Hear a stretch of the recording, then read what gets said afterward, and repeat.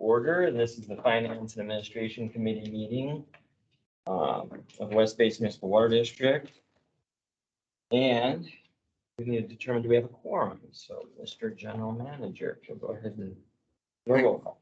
Thank you, Committee Chair Houston, and we'll start with yourself, Committee Chair Houston. Here. Director Williams. Here. President Deere. Here. Director Gray.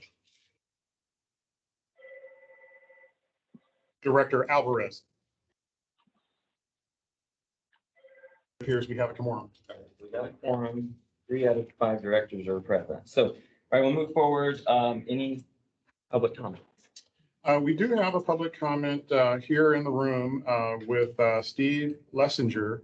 And so we will allow for Steve, perhaps if he can take a seat at the We can have them at the podium. Oh, the podium? Okay. At the podium. at the podium. Okay, there we go. So Steve, you have 3 minutes. Go ahead and talk out loud, sir. The mic's above. Mike is a ceiling? Yes. Okay. Good morning. Thank you for having me. So I'm here on behalf of a local nonprofit organization called the PSW Foundation. We've been in existence since 1998, kind of, on the down low, so to speak. So we're a volunteer-based group. We have no full-time or paid staff, if you will. The founder executive director, Patricia Jones, started conducting social and emotional learning classes, Title I schools in the district, and over 20 years ago, before people even knew what SEL was. A lot of people still don't know. If you will, but we're basically dealing with mental health issues, to instill trust and confidence, compassion, empathy, kids, what have you. So, Patricia actually devised a program that we teach, the 12-week, 1-hour-a-week classes. We've worked with the schools in the Carson School District, the Lennox School District, and the Hawthorne School District, and the USD, so on and so forth. There's Love for Life for middle school, and there's Yoga 1, 2, 3 for elementary school here. That, of course, we're always looking for support for our programming. Because the main reason here today was talking about our annual Day at the Beach celebration. Which will be held September 10th in Manhattan Beach. It's our 21st year. 300 kids, again, from the same communities, Gardena, Carson, Compton, LA, Watts, what have you. All the kids get matched up with an individual mentor for the day, typically come from different cities. So, we're, meet a stranger, let's, get past our potential prejudgments and apprehensions, and let's have a fantastic day of fun and bonding. There's another 100+ volunteers in any activity, since we're going to food and whatnot. I mean, so it's incredible. And for that event, organizations like Bridgestone Family Center, Harbor Interfaith, Oberman, I'm sure I'm forgetting a few, so I apologize. But we're basically, we don't have our own facility, so we partner with other organizations. So what we understand, the water district occasionally sponsors community events. So whatever consideration you could provide us, we would really be appreciative. I'm planning on sending in a more detailed formal request, but whether it's employees participating at the event, whether I'm having a booth at the event, giving out charge fees, monetary support to become a sponsor, anything we appreciate. Excellent. So before you go, I do have a couple of questions for you. I don't know if Director Williams, any questions? No, thank you. Director Deere, any questions? No. Okay, so what was your name again, sir? Steve Lessinger. Messenger? Okay, so I assume we have all your info with our staff, or you will get it through our staff. I mean, Jason has been so accommodating and helpful. Where are you guys based out of? Which city is your actual? Well, the PO box is in Redondo Beach. Yeah. We don't have a facility, but our mission is working with, I hate the labels and I hate categorizing, but if you will, youth in need, at-risk youth, at promise, what have you, but we're working in the surrounding neighboring cities of the beach. But yeah, okay.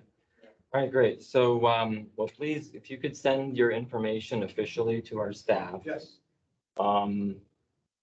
We will have to look at that because sort of the nature of our organization based on where organizations are located and or where events are happening, and there's 5 different divisions, and so there's some nuance as we look at. So I don't want to overpromise, but I do appreciate you coming down here. I'll ask that Haza can also give you my information, so that I would love to hear more about it as well, because if there's other ways that we can help or I can help or something, we could do that if the district can't do it. Okay. And it's beneficial. I was planning on coming to the full board meeting on it. You're more than welcome. So, It's a public meeting. Yeah. Here I am. I'll give the same basic speech, but if there's more questions or if it helps solidify or, nurture the relationship, whatever I can do. Okay, great. Thank you, Mr. Lessinger. Thank you. And before you go, Haza, if you can give him. I'll give you my card. Yeah. Great. Okay, thank you. Is there anybody else from the public? I don't believe we have anyone here physically in the room who desires to speak, but just checking online, if there's anyone who would like to make themselves known, please raise your hand at this moment. And I'm not seeing any hands raised at this time. So I will take it that we have no further public comments. Perhaps we could just check to see if we have Director Gray or Director Alvarez present with us. If either have joined since the roll call.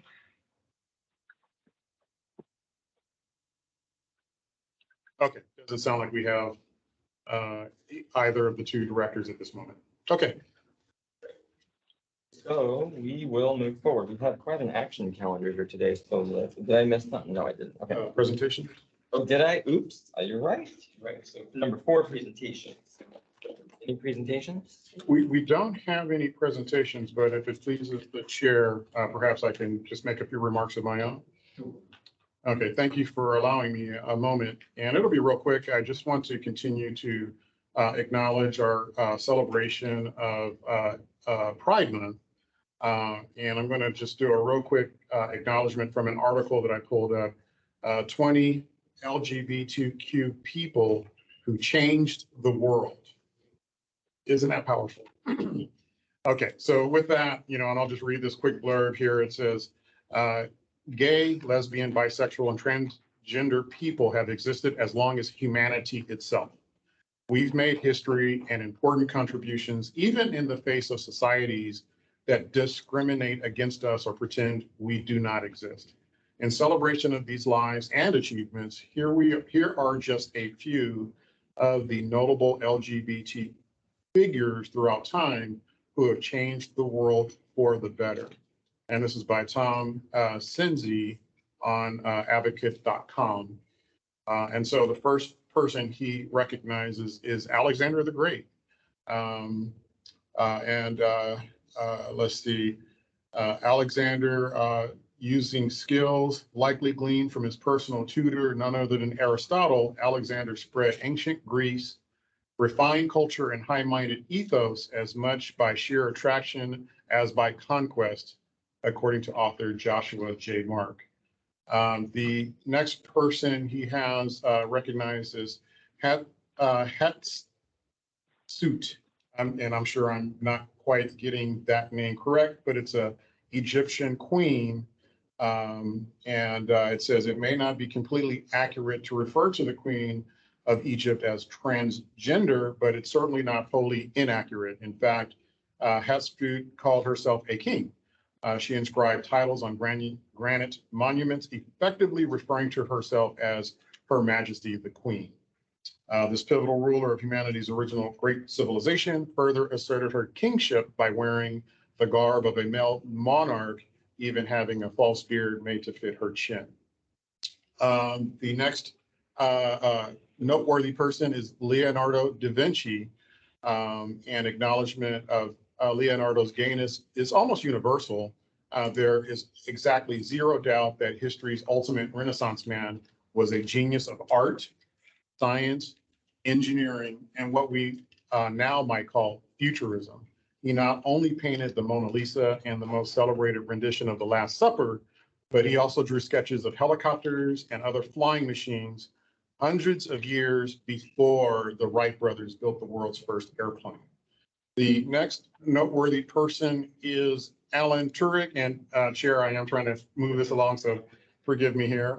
Who is Alan Turing? To say he was a British mathematician and scientist would be like saying Leonardo was a great painter.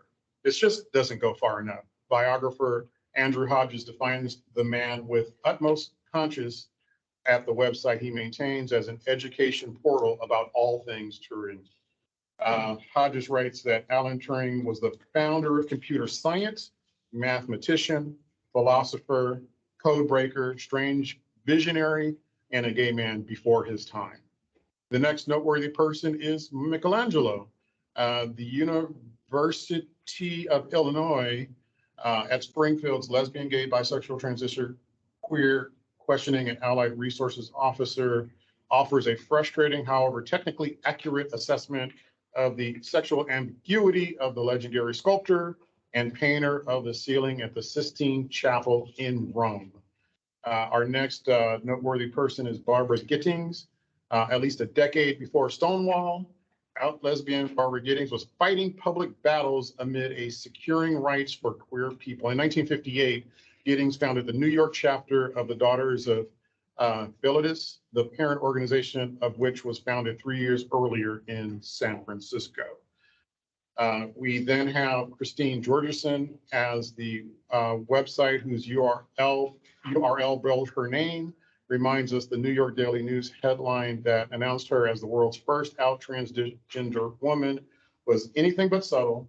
It read in all caps, XGI becomes blonde beauty, operations transform Bronx youth.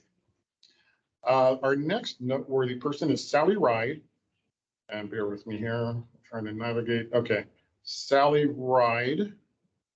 If you were a kid in the 80s, you knew the name Sally Ride, a Presidential Medal of Freedom honoree. Ride was America's first female astronaut and a space shuttle robotic arm operator. In 1983, she flew with fellow crew members aboard the shuttle Challenger, the same orbiter that tragically exploded after liftoff during the mission in 1986 that Ride was not a part of. Although she was married to a man until the mid-'80s, by the time of her death in 2012, Ride had been in a 27-year relationship with a female partner, Tam Shajanesi. Probably not pronouncing that name correctly either. Harvey Milk. Harvey Milk's name is synonymous with fighting for change from within the American political system, being one of the first nation's first openly gay elected officials. Milk was the standard bearer of what during his time was called the Gay Liberation Movement before he was assassinated in 1978, along with San Francisco Mayor George Moscone. Milk helped stave off a conservative backlash against the LGBT equality in the form of the so-called Briggs Initiative, which would have barred gay people from teaching in California's public schools. Okay, Tammy Baldwin, Democrat of Wisconsin, is the first lesbian and first out member of the LGBT community to be elected to the US Senate. Okay, Lily and Lana Wachowski, and I believe they were the creators of The Matrix, which is a great series in my book. Sisters Lily and Lana Wachowski have become as transgender just a few years apart. They are among Hollywood's genuine article elite movie makers with directing, writing, and production credits under their belts that read like a roll call of Academy Award nominees and winners. Imaginative Wachowski films and screenplays ranging from The Matrix franchise to Cloud Atlas have not only changed the way we think about film as an art form, but also the way the world thinks about life and living. Ellen DeGeneres, actor, producer, talk show host, and comedian, is known for her wholesome, winsome, and easy breezy personality. Beneath her sweetness lies a lioness fully capable of protecting and fighting for what she believes in. Oh, this is one of my favorites, Barney Frank. Barney has been a longtime fighter for LGBT rights as a member of the Massachusetts House of Representatives. The first bill he introduced in 1973 was to ban anti-gay discrimination in housing, employment, and public accommodations. It didn't pass then, but his state eventually adopted such protections. After being elected to the US House in 1980, he championed the yet to be realized dream of an Employment Non-Discrimination Act, although he did disappoint some supporters by backing a trans exclusionary EAA at one point. James Baldwin, of gay writer James Baldwin, author Michael Ondaatje famously said, if Van Gogh was our 19th century artist saint, James Baldwin is our 20th century one. Similar praise for the writer of seminal books such as Notes of a Native Son, Giovanni's Room, Go Tell It on the Mountain, and Another Country Abounds. And of course, there's more information on the website than what I'm reading, but I'm trying to, breeze through this in the interest of time. Bayard Rustin, despite efforts even within the civil rights movement itself to overshadow him because he refused to be closeted in the LGBT oppressive 1940s and 50s, history was never able to blot out the fact that Bayard Rustin was the chief organizer of the 1963 March on Washington, at which Reverend Martin Luther King Jr. delivered his groundbreaking I Have a Dream speech. Troy Perry, for LGBT people of faith, Reverend Troy Perry is the father of modern queer religiosity and organized spirituality, founder of the Metropolitan Community Church, which now has a global presence that grew from the first congregation in LA. Perry is a voice for bridging generations within our community. And hopefully I think we're nearing the final few folks. Harry Hay, famous for his quote about the need for unity among minority communities. Transplanted Brit, Harry founded the Mattakine Society in 1950, one of the modern world's first organizations for gay men. And we have Lawrence Michael Dillon, born to English nobility as Laura Maud Dillon. Lawrence Michael Dillon courageously resolved to live life as his true self. According to Australia's Gender Centre, Dillon was the world's first transgender man to undergo gender affirmation surgery, but doing so cost him his family, his claim to peerage, and a career in medicine. Nevertheless, seeking truth led Dillon to become a presumably spiritually enlightened Buddhist monk and author of 2 books about spirituality.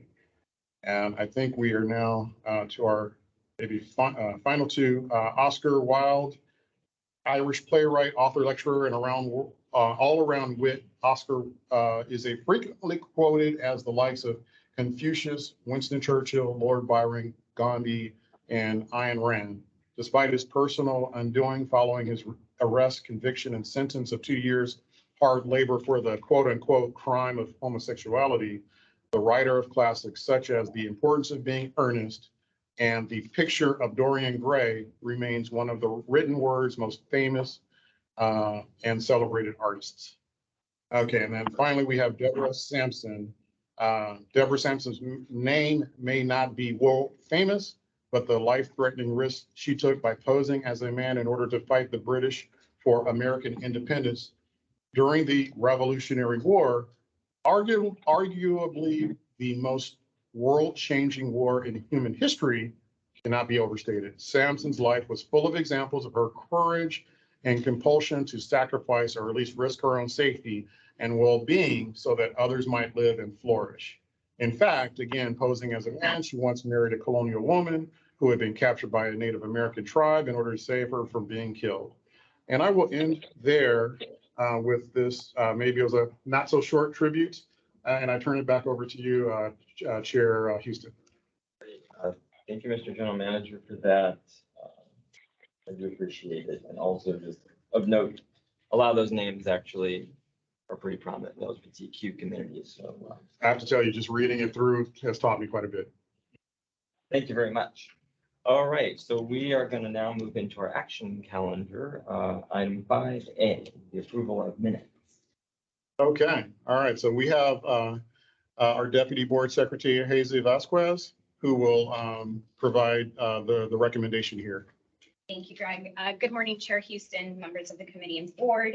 On packet page 4, you'll see the staff report for the approval of the minutes. And beginning on packet page 6 through 14, you have the minutes that are up for approval this Monday, 23rd, 2022 regular board minutes. So if you want to those, I can answer any questions or I can read the recommendation.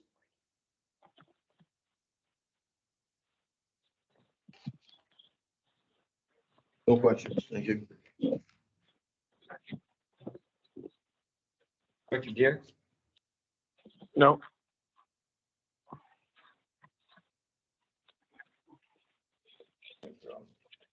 Okay, yeah, I recommend that they'll move forward to the board for approval, especially on the Concur. Thank you. All right, fantastic. Well, that takes us to our next item, I believe.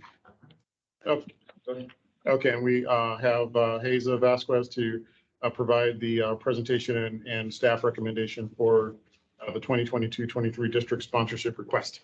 Thanks again, Greg, and good morning once again. So if you recall back in July.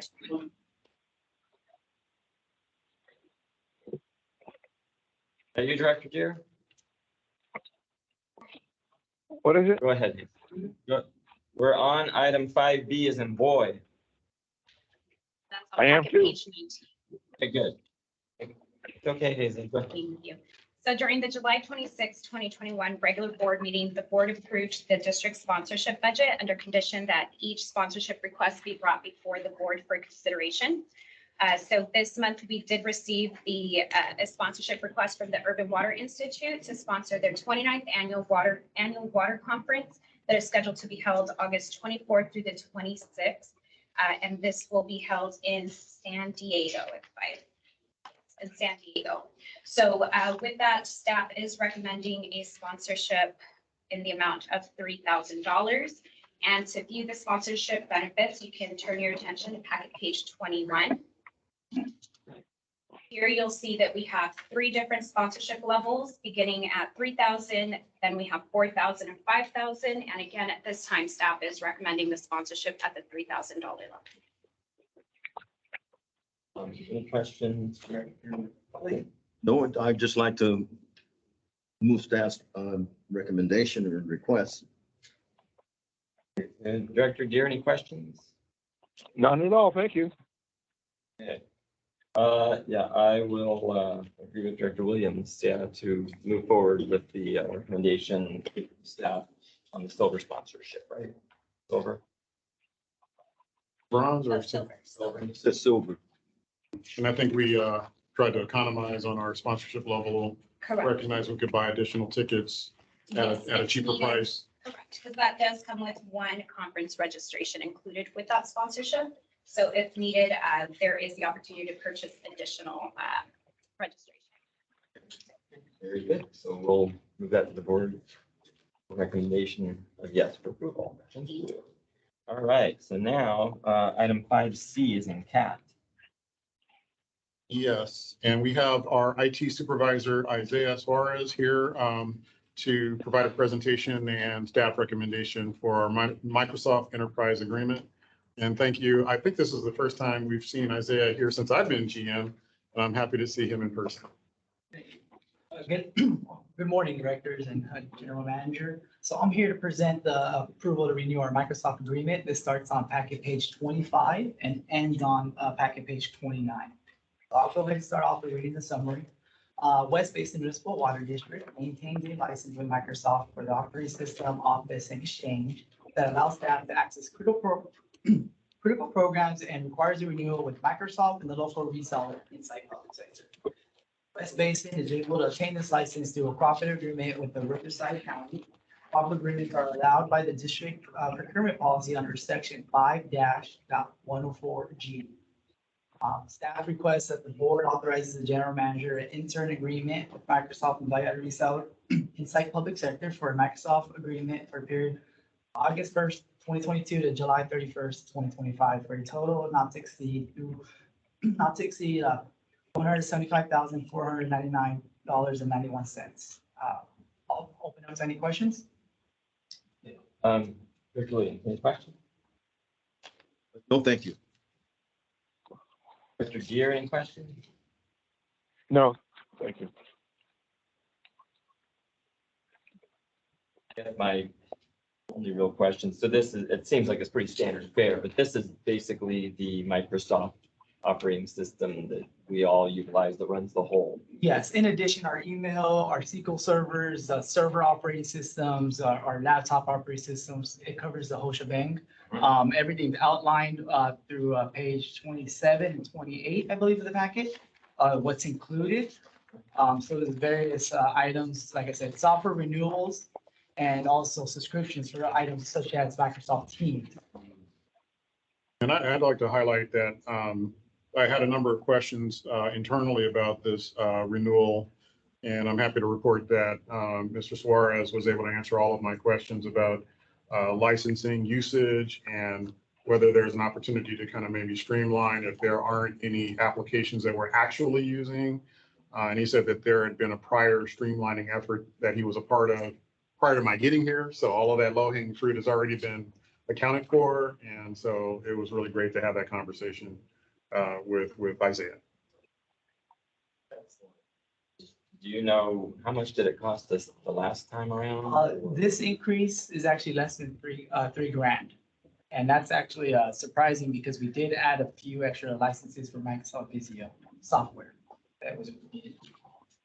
Okay, great, thank you. Go with So that. had we not accounted for that low-hanging fruit, the increase would have been No, larger. we had to add more because of our initial numbers weren't enough from our last contract. I mean, how many people could access it or? Yes, how many? So in the Visio currently, if I recall the sheet, it's at 15 users. And last year we were at 10. However, staff requests and the need for it required us to increase that by 5. Okay. Well, with that, I'm good with it to move forward with a yes for approval by the board or Director Williams already. Yes, and especially with the general manager saying that he's pleased with it. Very good. Thank you, Isaiah. Thank you very much. Okay, so next is 5B, dog. Absolutely, Chair Houston. So I'm happy to hand it over to our Executive Manager of Finance, Margaret Moja, who's prepared to report out on the award of this essential contract that will help us with our next steps on our strategy to relocate from the DLD building. Margaret. Thank you, Greg, and good afternoon now, Chair Houston, President Deere, and Director Williams. The item before you today is to award the agreement for real estate services. As you have heard us provide updates of the last couple of meetings for the Finance and Administration Committee, we are looking to take steps to find the appropriate resources to help us in the course of relocating our district headquarter buildings. And so one of those actions is to take a look at real estate services.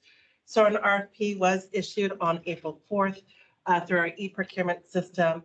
And that was matched with a number of specific ones that had industry codes, but we did make some specific reach out to vendors that we thought could be participating into this process to make sure that they were aware of this particular request.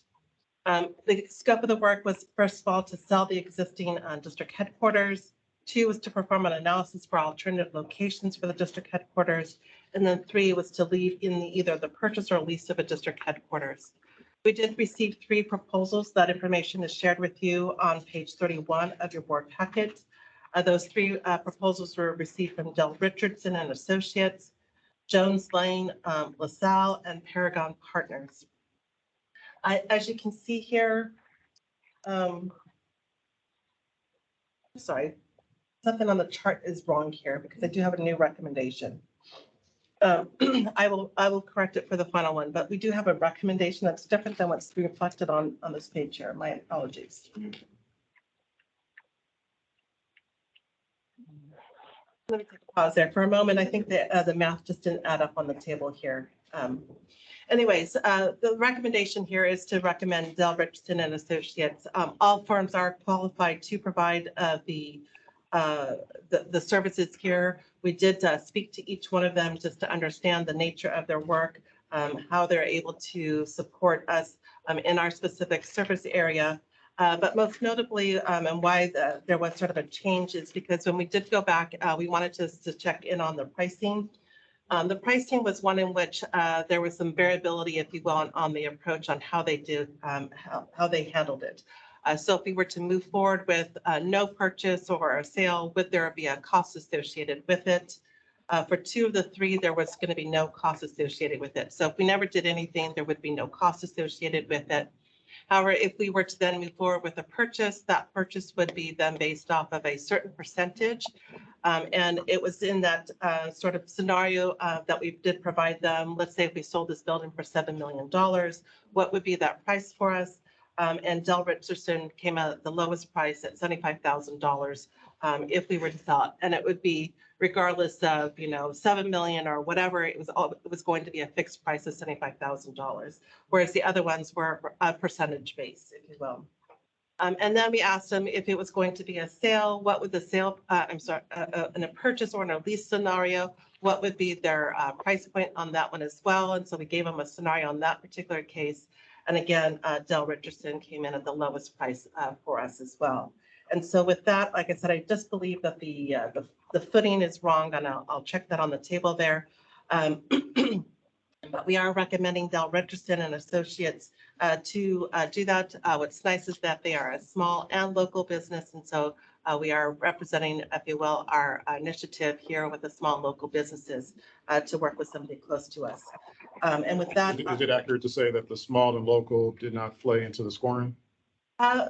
It does play into it. We do have Jones Lane and Paragon. They also received the local aspect of it points, so they did receive 3 points as well. But Del Richardson received both the Del Richardson and Associates did receive both the small and local business. Thank you for that clarification.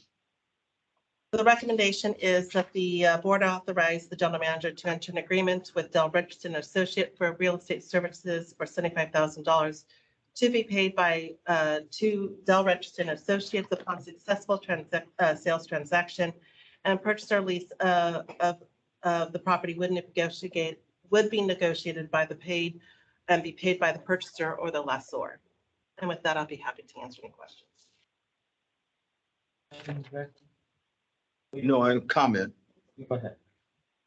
that since this is a very, very important item and of interest to the board members at a great level, I would recommend, my preference would be that the whole thing goes to the board and the presentation made to the entire board. In other words, action item, not a consent item. Action item, not a consent item.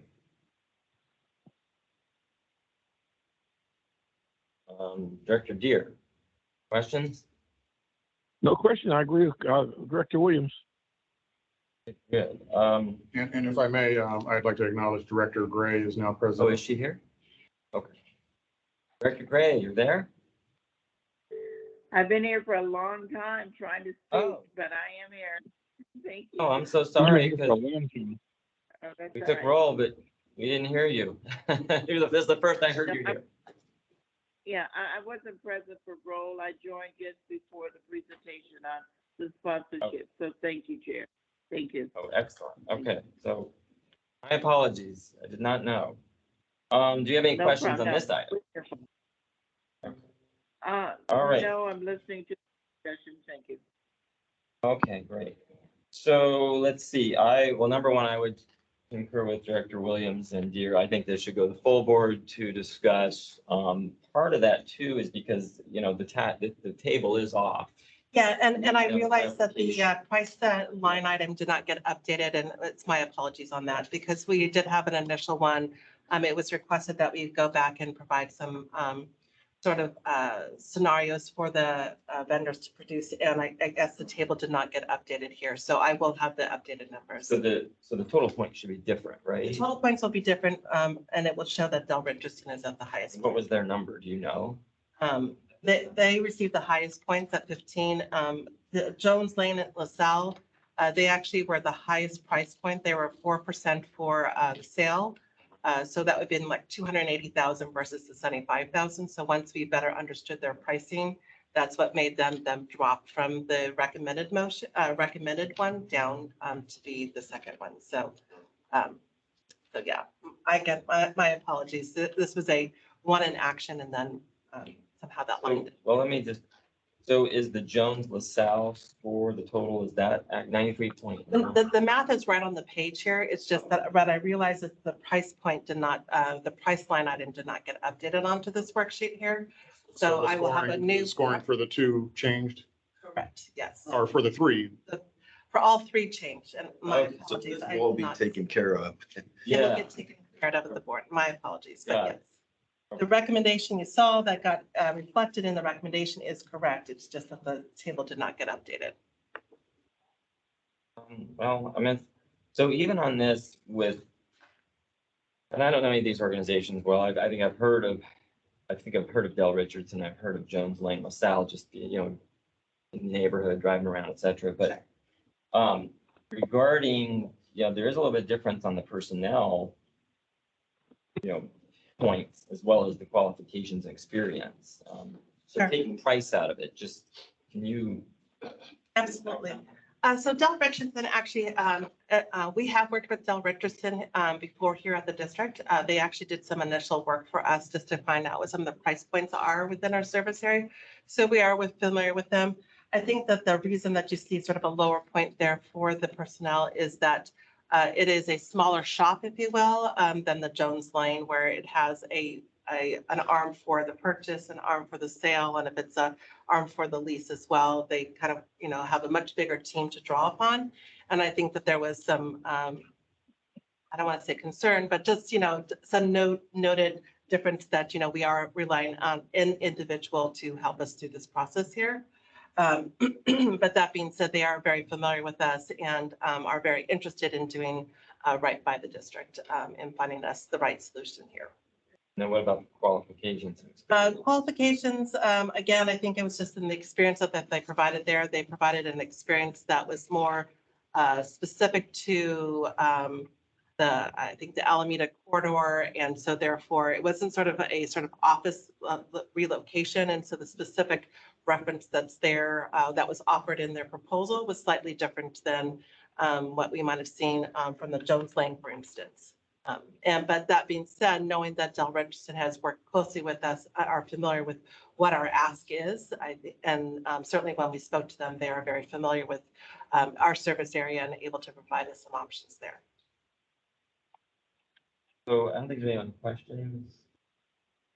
And I'll get a corrected table for the board meeting. Excellent. Okay, so yeah, let's just move it forward to the board. No recommendation of any kind, and we'll have it as an action item.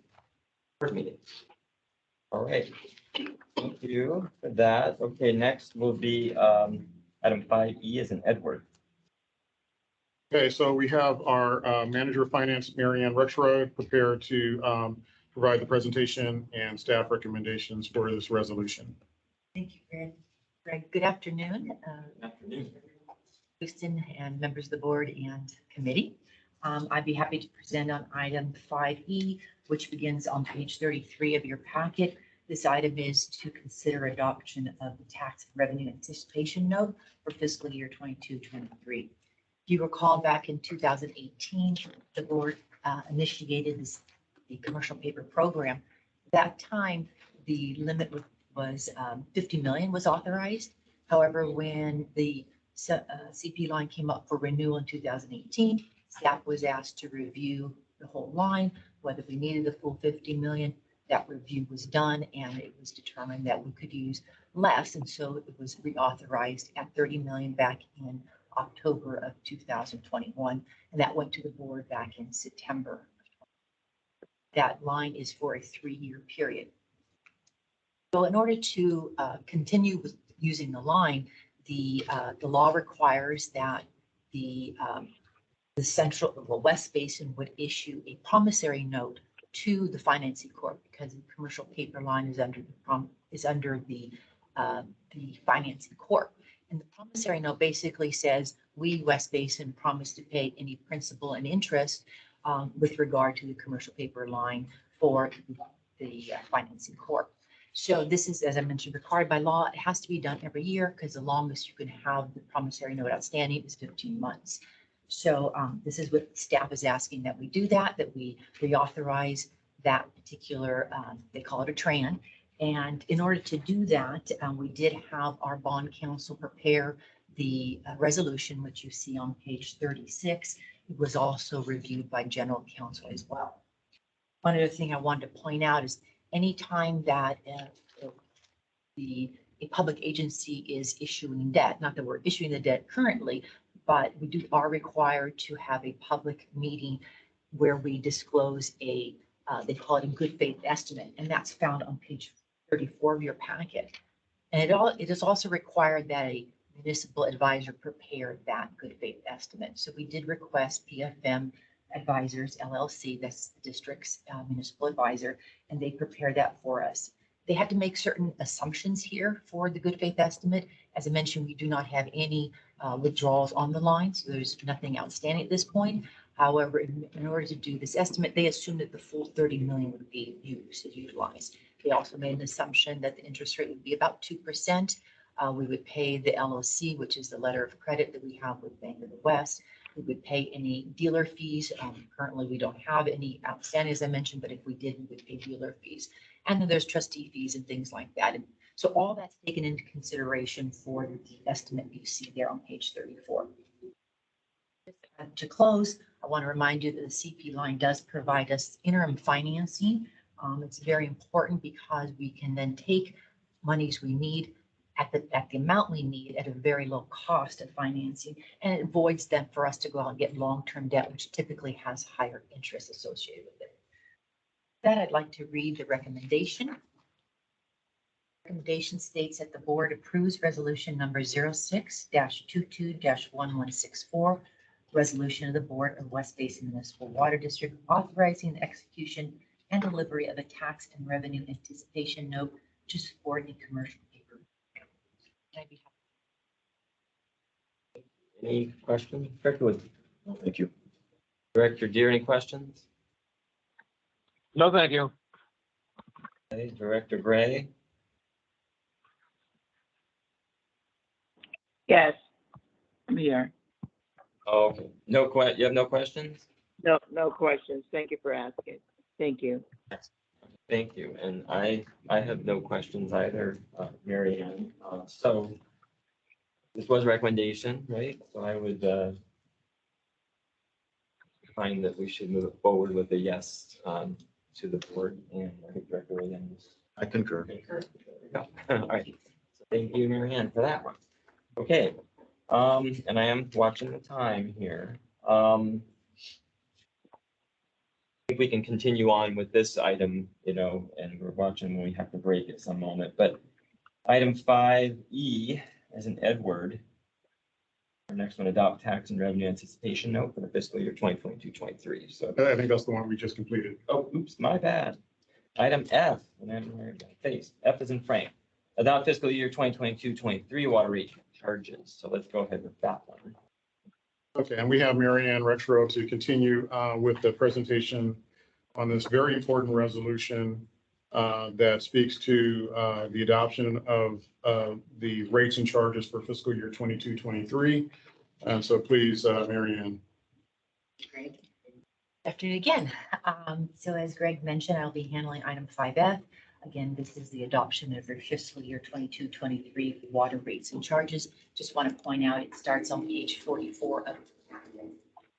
So as you may recall, we had a series of workshops, both in person and virtual. In fact, there were 9 workshops in the customer agency workshop as well. And during that time, staff did bring a number of items to bring forth the rates and charges that we're about to talk about. The order the reason we had the workshops is we wanted to have an open discussion with you, the board, and for the public to have discussion. Any questions could be answered, comments could be included. And so you can see on page 44, those workshops and what the, I guess, the intent of each of those workshops was. And so with that, we do annually look at our rate making process. And of course, when we look at our rate making process, we look at both operational and capital expenditures, not just in the short term, but we look at the long term as well. In addition, when we're looking at rates and charges, we also look at what our credit rating is, because that's very important for our interest rate. If we're going out to get debt, access to the market, having a low interest rate. So that's very important as well. Another item that's it's associated with the credit rating is also how much your cash reserves are. That's really important, as well as the debt service coverage. And as you are aware, your board does have a policy that does state what our limited or minimum of our both our cash reserves and our debt service coverage. And all that was taken into consideration in the rates we're about to present to you. So if I could ask you to page 45, and I'd like to go over those rates with you. Staff does recommend for fiscal year 22-23 the rates and charges that are summarized on page 45.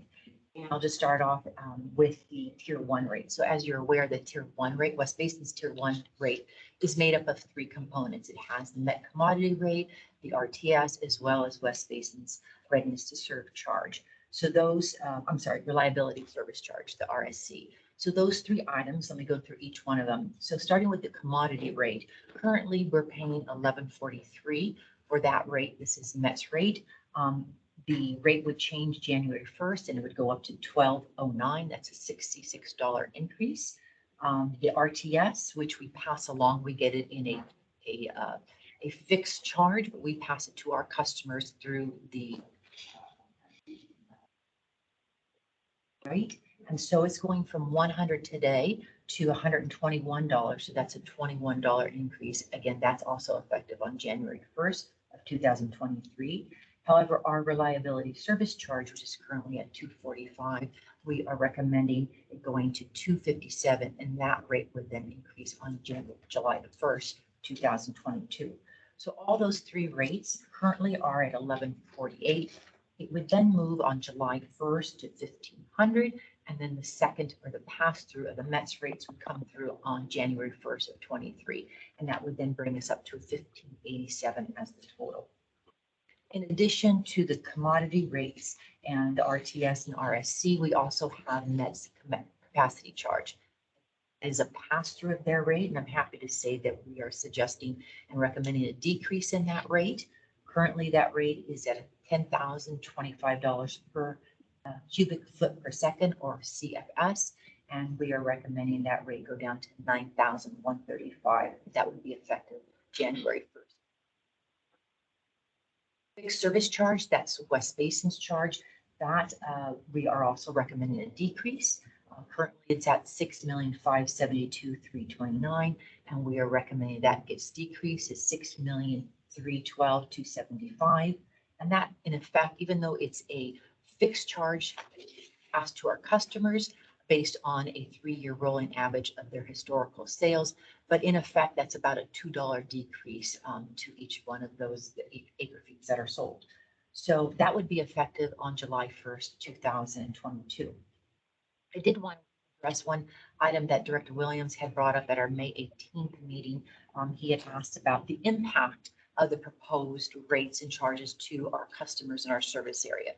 And so we did take a look at that and found that it varies depending, of course, on the amount of groundwater the particular agency uses, more or less, also how much a typical family would use on a monthly basis. But on average, we calculated that the total cost of the $99 that we just spoke about would be about 22 cents per acre foot. No, per CCF. Oh, per CCF. Thank you. Big difference. Say that again. Start over on that sentence. Sure. It would be 22 cents per CFF. CCF. Thank you, Marcia. What is It's all written down. You think I just read What it? is Cubic feet. What does CCF stand for? Okay, good That- question. that- that way It For is- anybody who ever watches this or hears, what are we talking about? Okay, so let's start over. Okay, so again, we looked at what the average increase would be to our customers in our service area. As I mentioned, it would vary depending on the particular agency's utilization of the groundwater. If they're on more imported versus groundwater, it would change. But on average, the increase of $99 would equate to 22 cents per CCF. And I believe that's cubic. I should have that. 100 cubic feet. Of that 22 cents, Metropolitan's portion is 20 cents and ours would be the remaining. And on a kind of a monthly bill standpoint, the typical would equate to, that's the billing So unit. on an average, I mean, again, it's more or less of groundwater or not. Some are less than $1.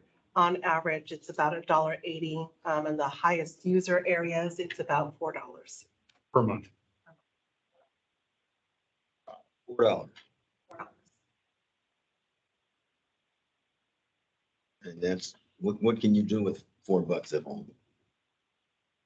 That's not for us to. Cup of coffee. Cup of coffee. Cup of coffee. And again, it depends on your usage, so, on average, it's $1.80, of which that's the entirety of both the Metropolitan and the West Basin. As I recall, what's our guy was our,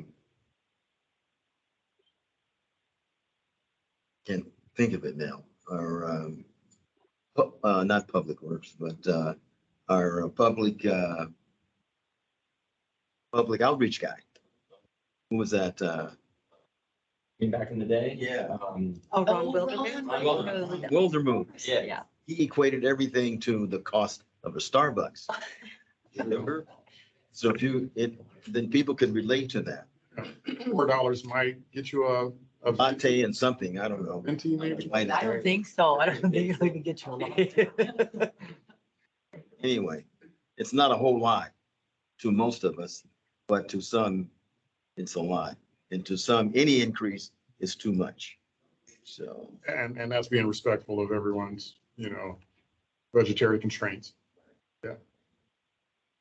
May I read the recommendation? If I may, if it pleases the chair, I'd like to also just add to the conversation by acknowledging the receipt of a comment letter in the recent days from, an important constituency in our service territory, which is the West Basin Water Association, which is made up of the constituent retail, public and private water retailers in our service territory. And a letter was submitted indicating concerns about the rates and charges, the budget, the reserve levels.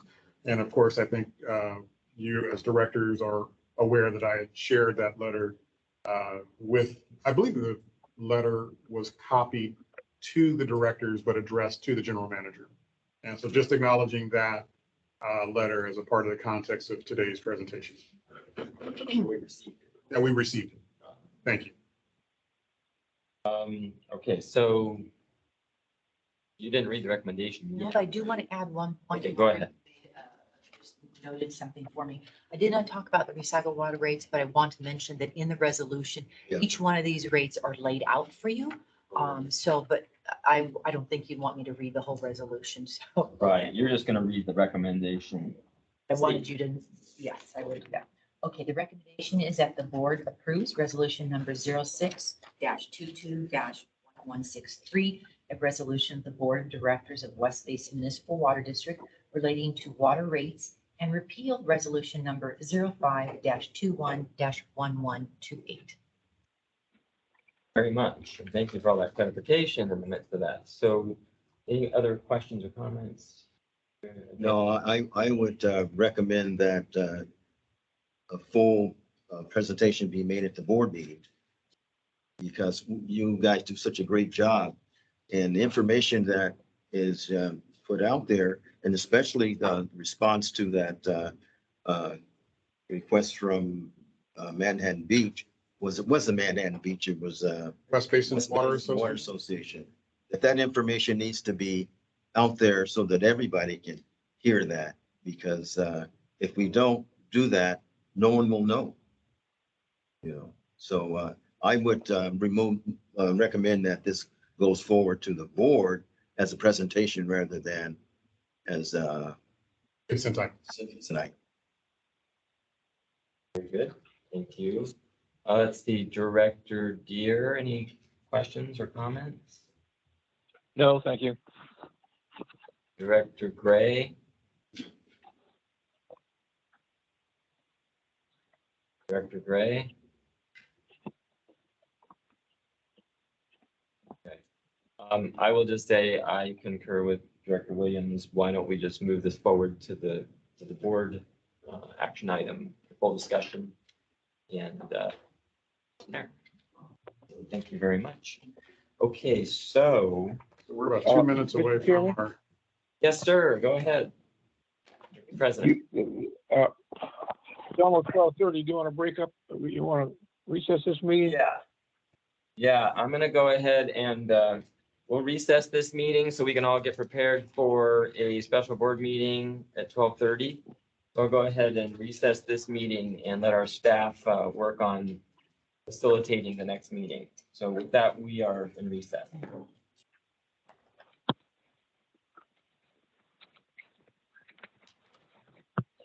all right. So do I need to log into the other? The special board. Yeah. Do we have a different call-in number? Do we leave this meeting or how does this work? I think we have to You would leave. have to leave the current F&A committee meeting and log on to that separate link that was sent over for the special board meeting. Great. So even on our own computers right here, we can leave. Okay, so maybe I could repeat what you just said for the interest of the public. So we are in recess, transitioning to the link on the special board meeting notice for those who are attending through the platform, the online platform, to join that special board meeting. And then once we're concluded with the special board meeting, we will return to this link once we reconvene under the chair's direction. Okay, so for those who would like to join us in the special board meeting, please access the link, which would be in the agenda of the sport special meeting. Okay.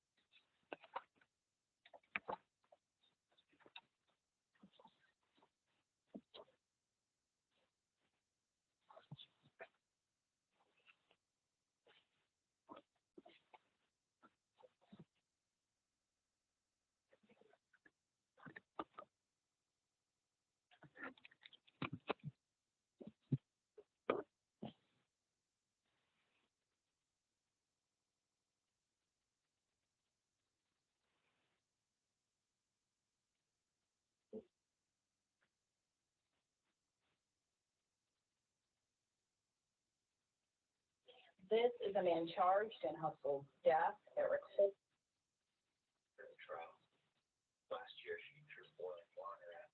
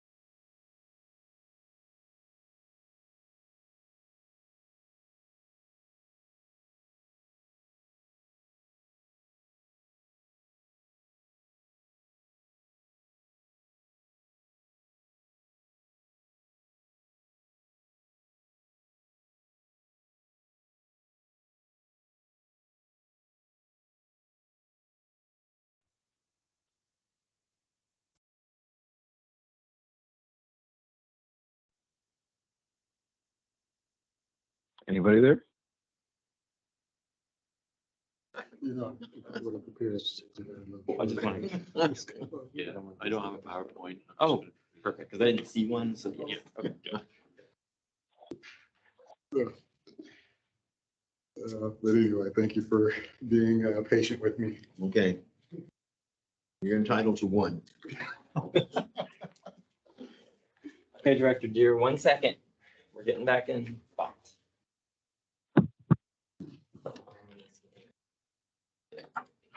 Director Williams, I don't know if you want, your camera's not on, I don't know if you want it on, it's up to you.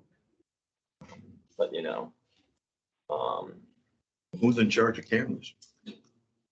If it can, if, Jason will take care of you.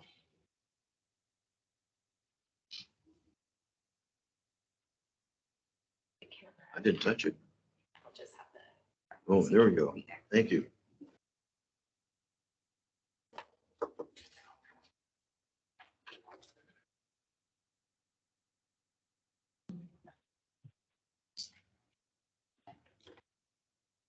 okay, so before I call it back to order, do we have, who else is on the meeting? We have Director Deere, I hear Director Deere, is Director Gray? Yeah. Not, okay, and no Director Alvarez. I don't think. All right, it's mine.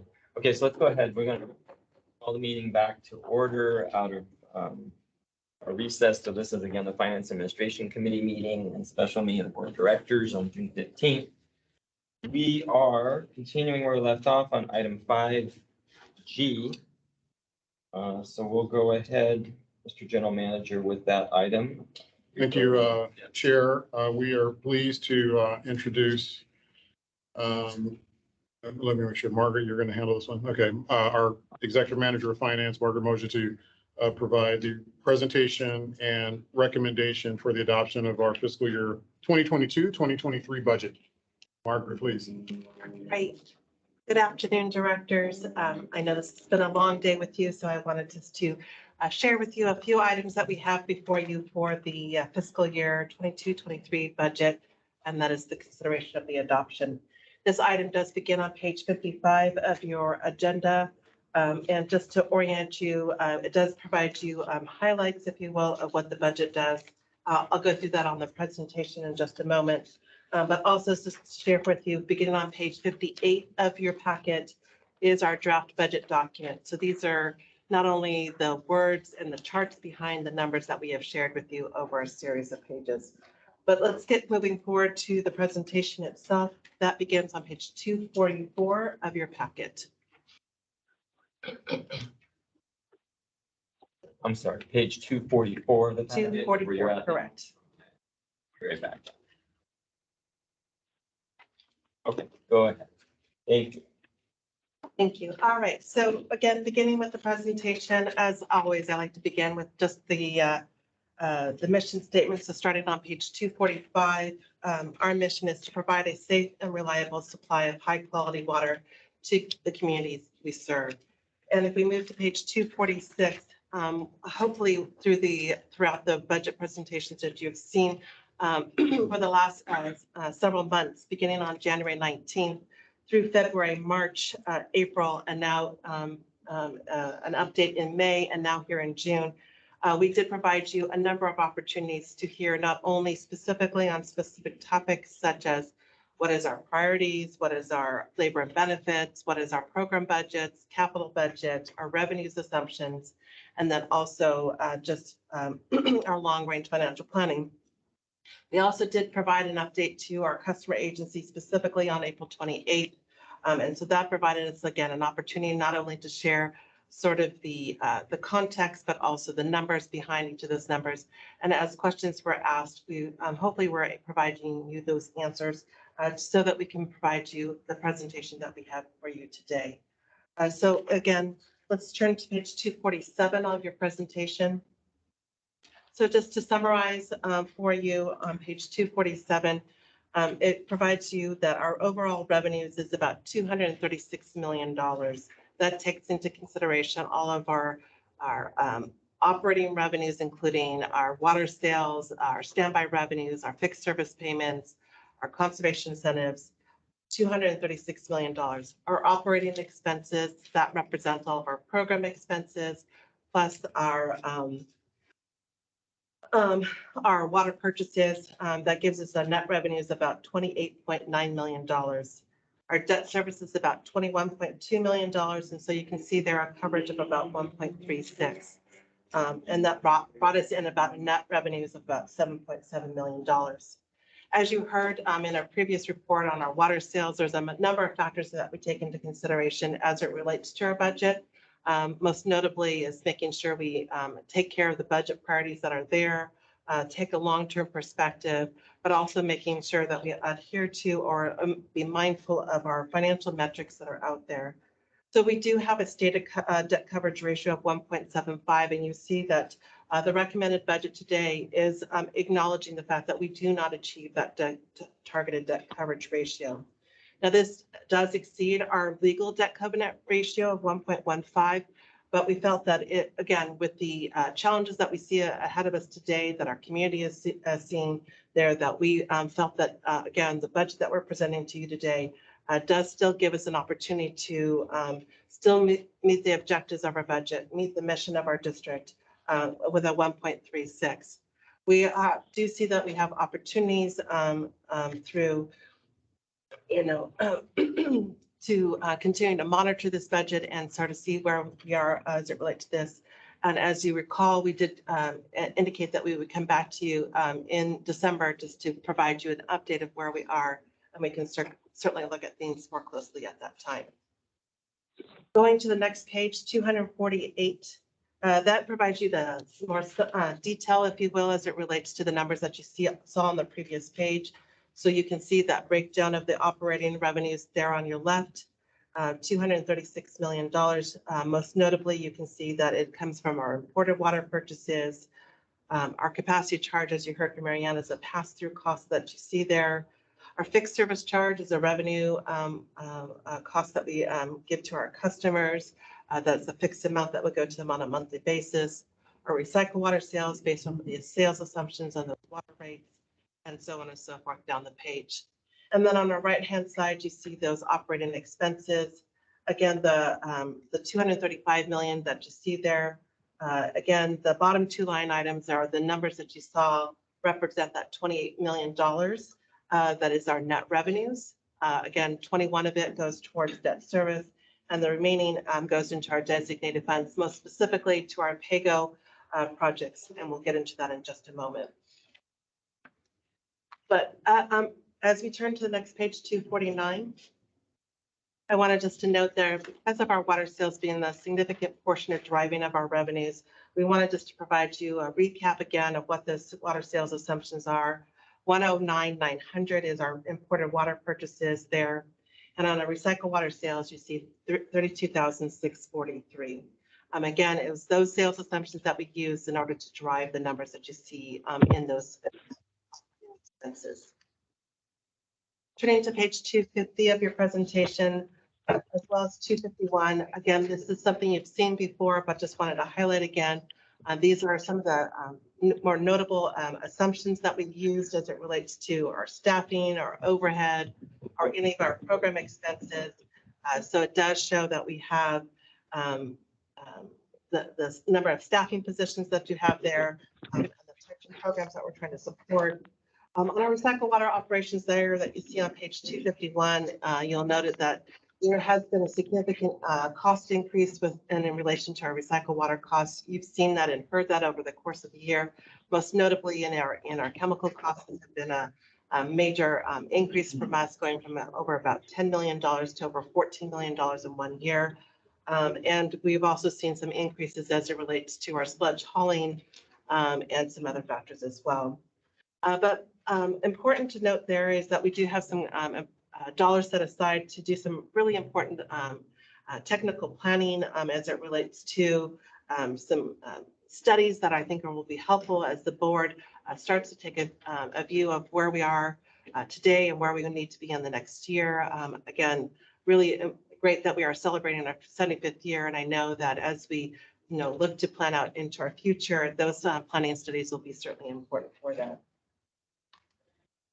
Moving to the next page, 252, was just again a recap of some of the discussion that we've had as it relates to our CIP.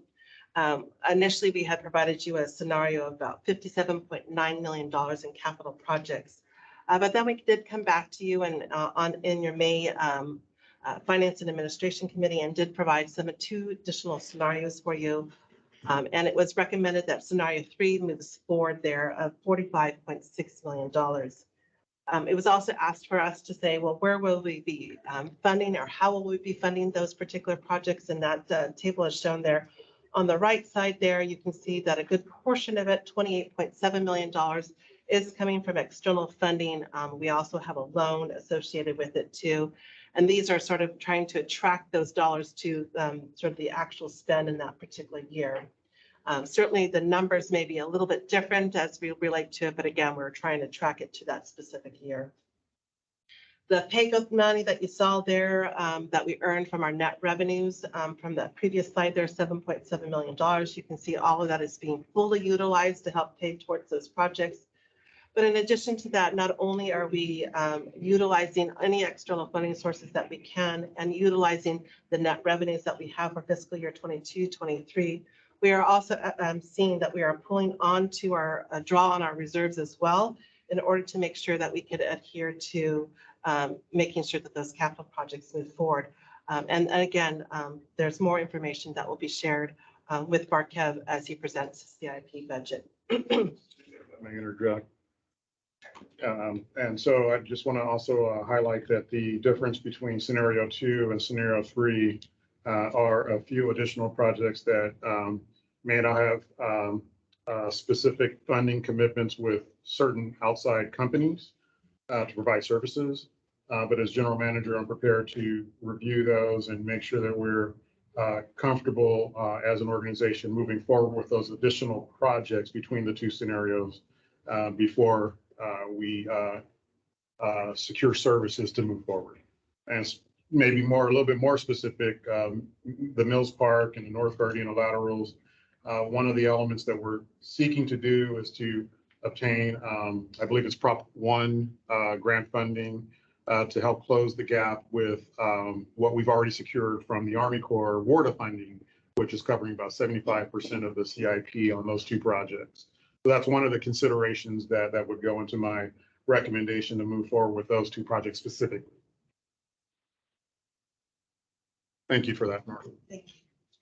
And so with that, it does take us to the staff recommendation, which is that the Board of Directors adopts the fiscal year 2022-2023 budget. And with that, I'd be happy to answer any questions. But first, I just want to also just extend my gratitude to a number of people here at the district that have supported the efforts throughout this process here. while I may have been the spokesperson for a large part of the budget document, it is the team here that has really supported it. Anywhere from the general manager who has come through the middle of it, right in the middle of it, being hired in, really taking the time to really understand the budget that's there, to the individual department managers. But I wanted to acknowledge just two people that are really behind the scene that never really get the visibility that's there. One of them is Allison Ton. She's one of my accountants that really worked really hard with my project managers, my department managers to get the details that we needed to put this budget together. And then also Cassandra, and I'm going to state her middle name. I apologize, Cassandra. I'm not even going to try. Anyways, she was the one that put the budget document together. So rather than us going outside, she was actually took that upon herself to help us put this budget document together. And I want to give her a gratitude for that. We are still working on the fine tuning of it. So you might see some slight revisions in the final document that's there, some additional photos, if you will. But I really wanted to say thank you to Cassandra for taking that additional task on for us. And just to provide an assist, Cassandra Magdaleno Scott. Thank you so much. I never will get her name and I apologize. You will. One day I will. Nice practice. I didn't have it in front of me, so. But anyways, with that, I'll turn it over to Chair Houston to see if you have any comments or questions. Okay, thank you very much. So why don't we open it up real quick to my colleagues. So Director Williams. Comment. Again, you guys do such great work. And I think that the public should know about it and understand, especially the ratepayers. They need to know this and they need to see you as well. So I would recommend that this go again to the board as an action item. And I'm sure it would definitely wouldn't go as a informational item, so that this would definitely go as an action item. Not a consent. Not a consent, I'm sorry. And if I may. Okay, there, go ahead. Just as a reminder, that letter that we received from the West Basin Municipal Water Association had spoken to several concerns about, the budget, the CIP as well. And so, I just want to acknowledge that as the board, as the committee here makes its determination. Yeah, very good. I don't know who else is out there. Director Deere, are you still there? Director Gray? Okay, let me, couple questions I have really quickly. One is, you mentioned, and the general manager mentioned it, so scenario 3, there are those projects we've received, some federal funding opportunities, right? So Mills Park and North Gardena. Did you mention potentially? Sorry? PV lateral. Well, there's that one too, but I don't think that falls under the word thing, right? I don't know. Am I wrong? But the two new ones, right? Correct. Yeah, I think we've characterized the PV lateral as a committed project in scenario 2. Yeah. And the comment I was making is that the projects above and beyond scenario 2, which are inclusive of Mills Park and Gardena lateral, would be the ones that I would look at more closely prior to us executing those. But that being said, we're not going to stop the projects even if we don't get the additional funding that you're potentially seeking. For what? What does that mean? Open to the board's direction. I'll be evaluating each of these projects before we proceed with contract commitments. And I'll be bringing those recommendations to the E&O. But if the board here, the committee here would like to, provide direction to the general manager, I'm open to that direction. Well, the only thing what I want to make sure I don't understand or want to make sure is because I believe we've secured that potential funding. We haven't executed to, move forward with it, but we also went to a function and received a ceremonial check. So I don't know how we could not potentially move forward with those projects, whether we get additional funding or not. I see. Right. So that might be a little awkward. So we got to make sure that we're on the right page with that. Okay. I'm sure it'll come back to the board for us to continue moving forward, but I don't think we want to it's just me talking, but I don't think we would say, oh, well, we can't close that 25% gap or whatever, we're just not going to do it. You know, we do a lot of work to get the funding here. So, and then we go out and take pictures and things. And so anyway, so I guess more to come on that. I understand some of the other ones with the refinery funding and some of that. I totally get it, but I want to be cautious with those two new projects because, you know, we just got that opportunity for funding. So anyway, two other questions I have. One is, because in this, you know, it's a draft, obviously, that you all have in our packet. And it says draft all over it, of course, but there's a lot of blank pages in the beginning, page 67, for example, through 70 and 72, and on and on and on, right? So I don't know what, through 75, there's a whole lot of blank pages. What is that about? That's typically, my understanding is because that is, like 62, it'll be a divider page. Okay. And so that 63 is the backside of that divider page. So our document always starts on the right facing page. Okay. So maybe intentionally left blank kind of thing. But I mean, but then there's like, in this, it's like page 65 through 75 are all blank. So I'm. Oh, I sure that's believe not- that we were still working with our general manager on the transmittal letter. And so we had pulled that section out so that he would have his final comments in there. Okay, so that's why I wanted to be clear, because I can understand one or two deliberately Absolutely. blank pages. Thank you for that. And on that note, again, this says draft all over it. By the time we have the board meeting, are we gonna get a copy that doesn't say draft all over it? Yes, you will. Because even now, you know, we or public couldn't read this because the draft is written on it and Understood. overlaid. Yes, but you will have one that says, will not have the word draft on it and be finalized for you. Got it. So when the board packet's published later this month, it'll have the whole thing finalized, right? Okay. And then one last question I have here is on page 154 of this,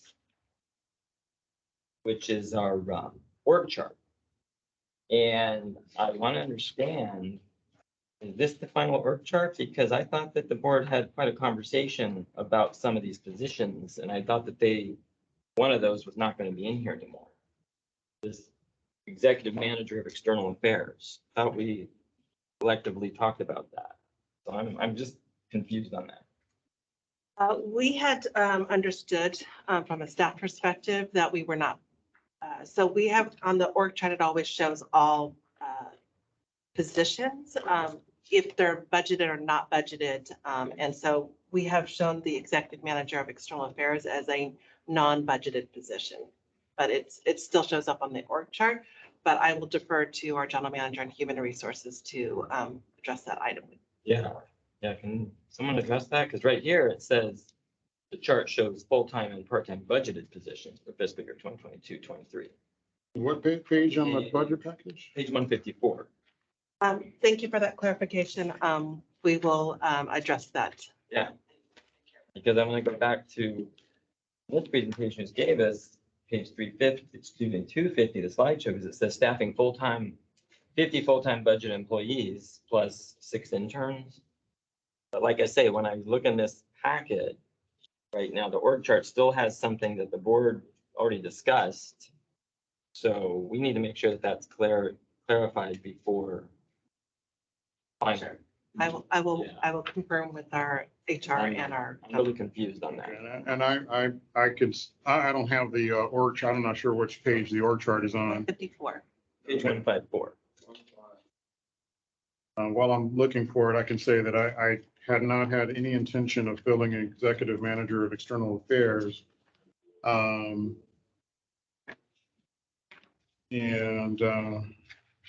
like I say, it just, let's need to be addressed before the end of the month, because, you know, if this is what's coming forth as almost basically the final package, and, you know, I believe that was talked about pretty clearly from the board, as well as the fact that we do have a new general manager in place who can decide what he wants to do ultimately. But this, and even if it's just language, because right now it says full-time and part budget positions, and if we're not budgeting them, Here we go. what does that mean? So, No, I missed that statement there, but because it was always, have been our practice to show all, but I'm sorry, all positions. And that there are certain ones that may not be budgeted. Okay. For instance, like the manager of contracts is another one of those positions that we still have as a position, but not budgeted. Oh, right. So maybe somehow we work this page to, Maybe we could gray it out, kind of gray it out or something. that's up to you all to figure that out, but I just don't want anything coming through that, you know, the board already talked about and then it gets left in and we vote on it. And maybe what we'll Or we'll talk- maybe even in the staffing thing, you have to slide, you have to tweak that a little bit too. I don't know, because I just don't. I'm not gonna sit here and count the numbers, but 50 full-time budget employees, maybe it's X full-time budget employees and Y, you know, I don't know, non-budgeted or something. I mean, I know you all are wanting certain things, but you know, I just don't want it. Here's what I don't want. We pass something and then that's decided like, okay, you know, now the money's there and we can just do it. Obviously, general manager has to decide how to fulfill staffing obligations. But we need to go look back at whatever was said at that meeting and make sure that it's reflected properly. That's what I'm thinking.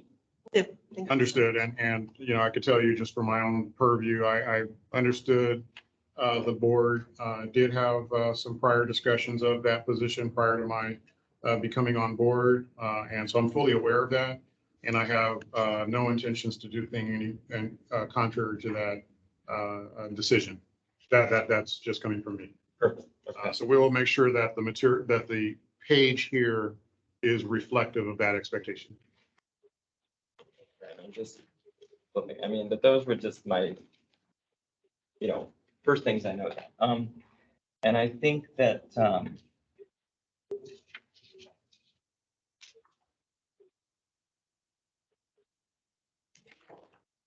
then down the road, I think this is sort of a separate conversation, but you know, maybe that,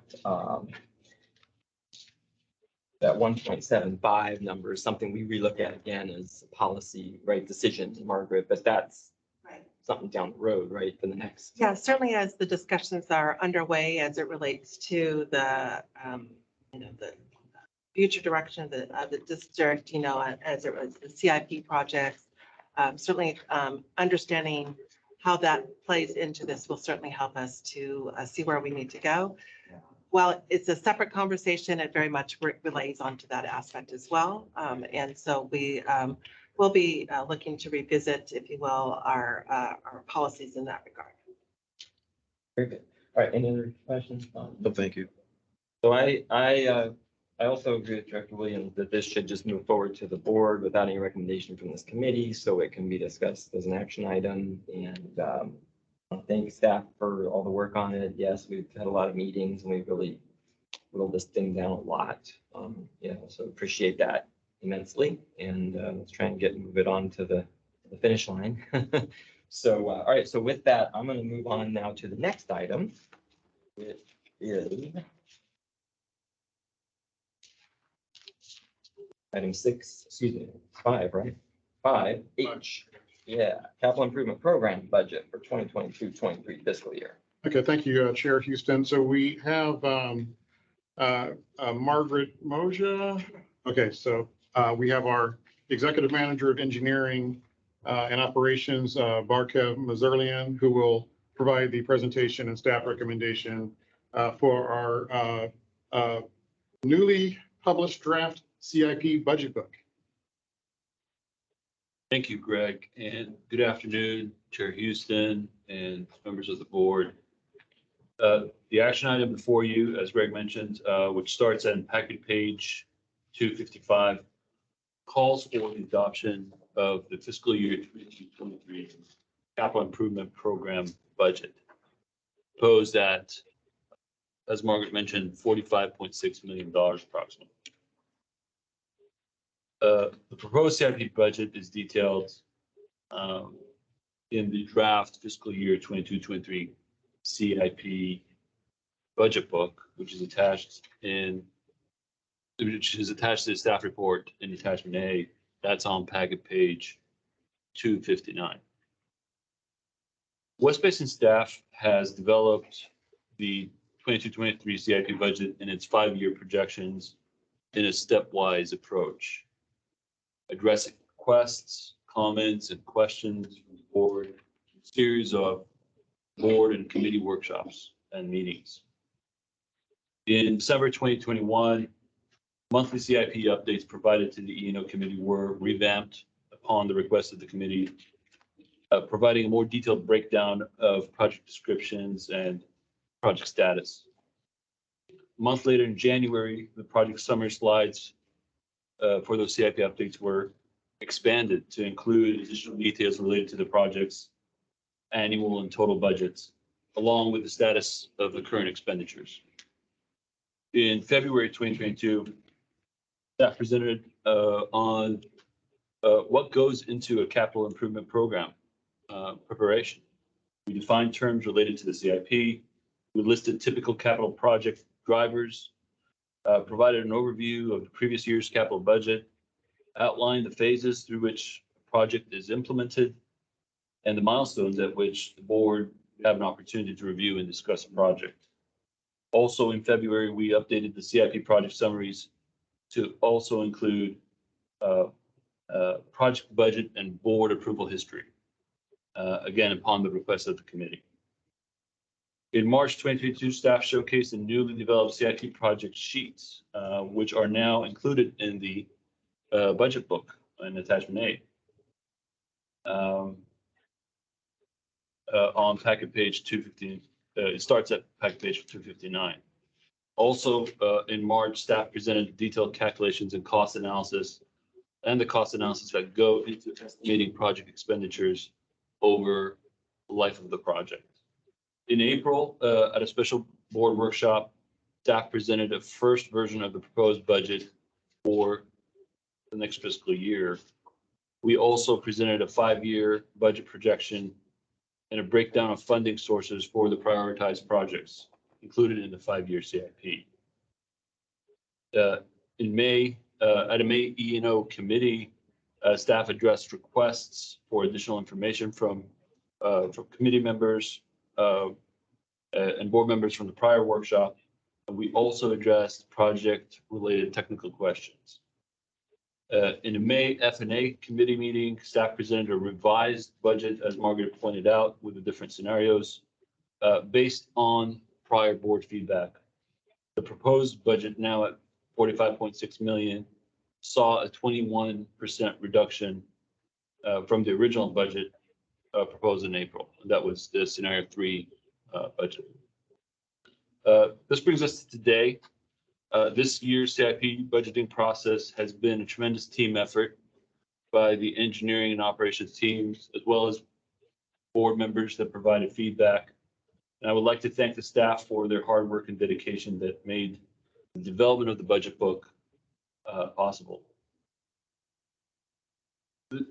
The draft budget book describes components of the CIP, of the capital improvement program, if you will. Discusses the budgeting process. It breaks down the proposed budget for the next fiscal year, as well as the 5-year projections. It also discusses the CIP funding approach and provides information on each project included in that prioritized 5-year list.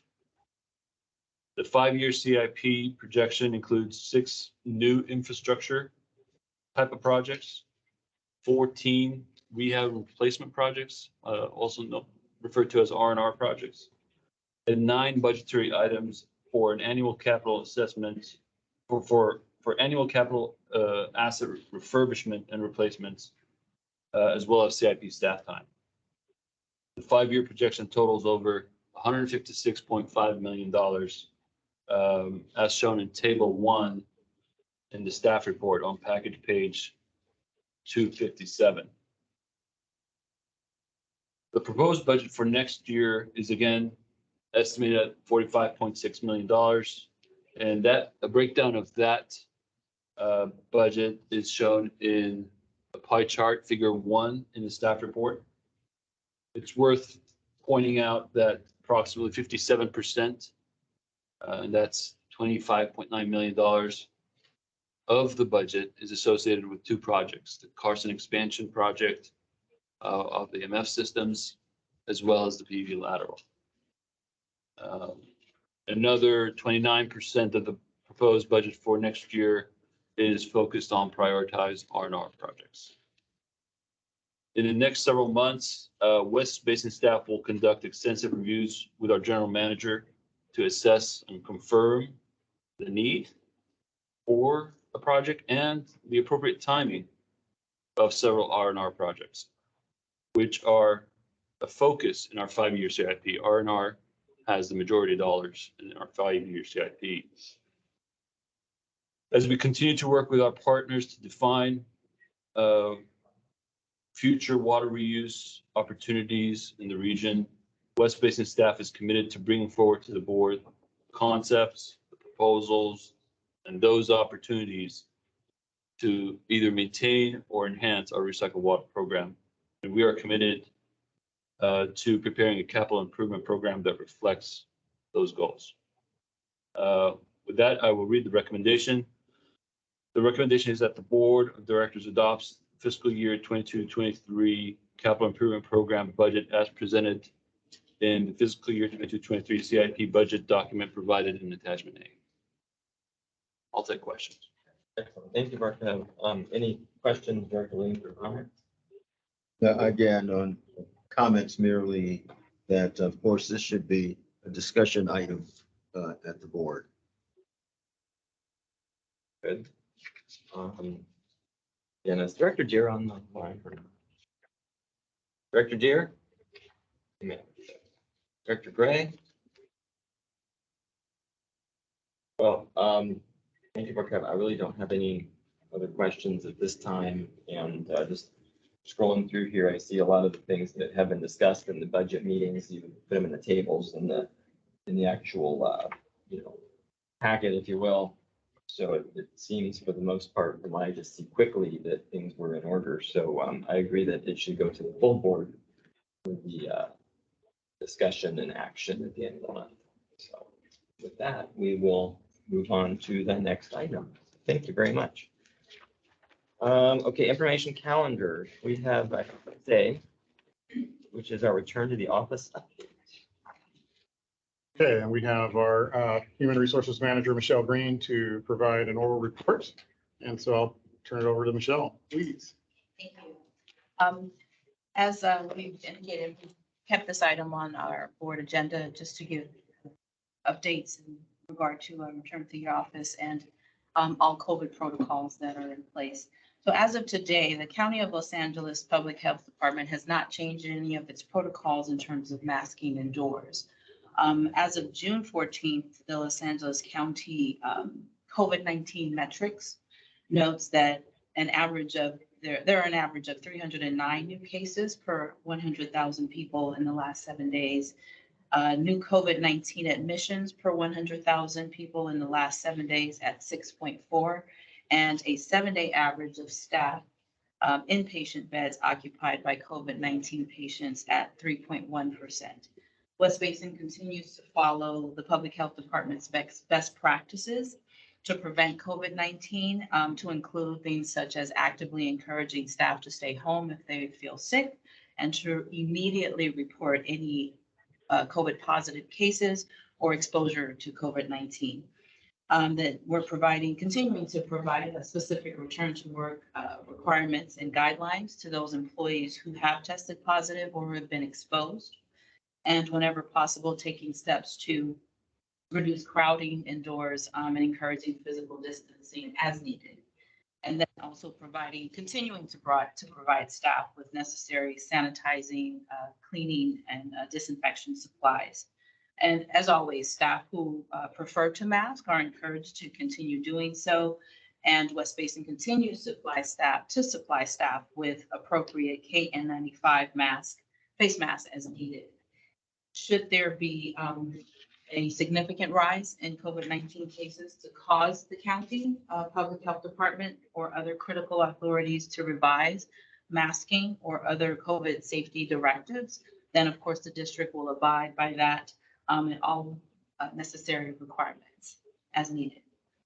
And then lastly, in terms of our hybrid schedule, as we mentioned at our last return to the office update at last month's meeting, Finance and Administration Committee, West Basin is currently evaluating a permanent hybrid schedule for staff, and which has included a lot of research on our part. And so staff has conducted a survey among comparable agencies regarding their hybrid schedule approach and is working to make a policy recommendation in accordance to the requirements of the general manager to the board, potentially at its next board meeting. And that again depends on how our research continues to go. And that also would my be- review and preparation to actually bring forward a recommendation. So part of that is action on my part to get done by the next board meeting. You say next board meeting, you mean next month, right? Not this month. I would hope to bring something forward this month, but if this committee would prefer hearing that as a recommendation to the committee before taking it to the full board, I will certainly abide by that. I thought that's how it normally works. Yeah. We want to minimize the amount of discussion we have at the board with all of the, Items that we have. yeah. June sounds like it's going to be a really busy agenda to begin with. And I appreciate the feedback there, so I will follow that directive. Yeah, but it also probably gives you a little bit extra time, Right. honestly, I but, can use a little extra time, quite honestly. but what needs to happen is, yeah, bring that through committee where it really gets vetted and a preview, what have you, and then we can move it on to the board for the final. Yeah, so all that being said, it sounds like this committee, hopefully next month, you'll have an item for us to talk about, and then it would be on the July agenda. That'll be my intention and my priority. Thank you for that, Director, President, Chair Deere. Chair, Committee Chair. No worries. Okay, but all right, well, sorry, I kind of interrupted there for a moment, but was that it, Michelle? That was it. Thank you. Quick question. Sure, yeah. Mr. Director Williams, go ahead. Thank you very much. How often should we change out those masks, the KN95?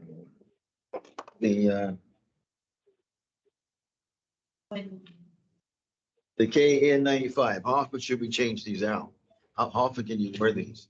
How long can you wear them? Well, I'm not a scientist. However, what I've heard, and again, Human Resources have done a lot of research and have attended a lot of webinars and things of this nature. But one of the things I have heard is that you really should replace them after any use of them.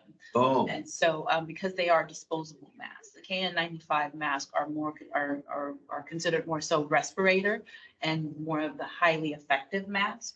But even in that case, it is intended for one-time use particularly. And so again, it should be disposed of once used on a one-time.